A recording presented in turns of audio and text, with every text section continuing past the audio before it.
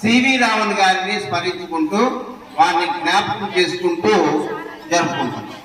కాబట్టి ఈ కార్యక్రమాన్ని ఈ ముఖ్య అతిథులుగా పాఠశాల ఇన్ఛార్జ్ ప్రధాన ఉపాధ్యాయులు మేరీ మేడం గారిని వేదికను అలంకరించవలసిందిగా ప్రార్థిస్తున్నాం. మేరీ మేడం గారు.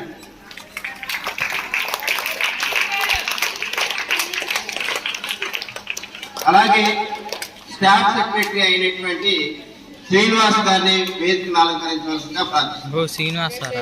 తర్వాత సైన్స్ ఉపాధ్యాయులు అయినటువంటి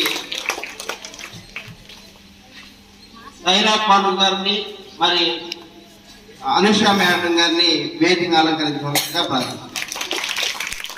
మరి సైన్స్ డేలోనే ఒక భాగమైనటువంటి మ్యాథ్స్ వాళ్ళని కూడా మ్యాథ్స్ ఉపాధ్యాయులైనటువంటి అహ్మద్ బాబు గారిని కూడా వేదికను అలంకరించవలసిందిగా ప్రార్థిస్తున్నాం.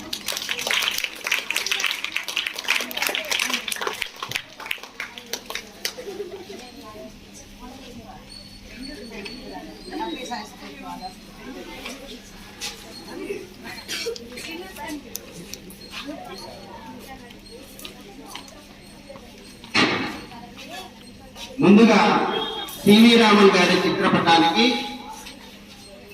పూల అలంకరణ చేసి వారికి ఘన నివాళులు అర్పించవలసిందిగా ఇన్ఛార్జ్ ప్రధాన ఉపాధ్యాయులు వారిని కోరుతున్నాం. అందరూ రావాలి, ఉపాధ్యాయులు అందరూ రావాలి, ఉపాధ్యాయులు అందరూ రావాలి.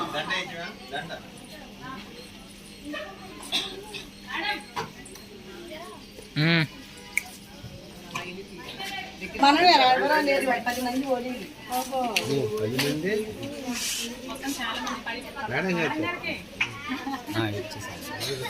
మైకులు ఉన్నాయి కదమ్మా. మనడే ఏడైనా మండేనే.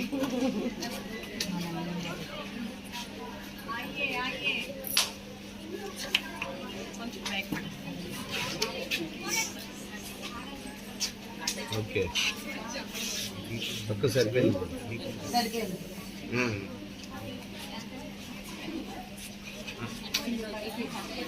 Happy science day to all.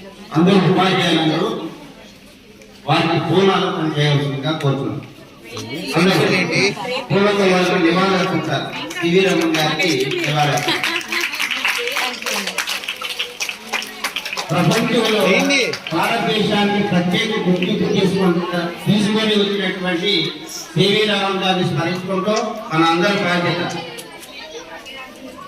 అప్పటిదాకా మీరు ఈ యొక్క ప్రయోగం చేయకముందు అప్పటిదాకా ప్రపంచంలో అందరూ కూడా ఆకాశము నీరు అన్ని కూడా నీలం రంగులో ఉంటున్నాయి. నీటి మీద పడినప్పుడు ఆ యొక్క ప్రతిబింబం వల్ల అని అనుకున్నారు. కానీ అనుకున్న తర్వాత దానికి ఒక ప్రత్యేక సంతరించుకుంది. దీనికి మొట్టమొదటిగా మన భారతదేశానికి నోబెల్ ప్రైజ్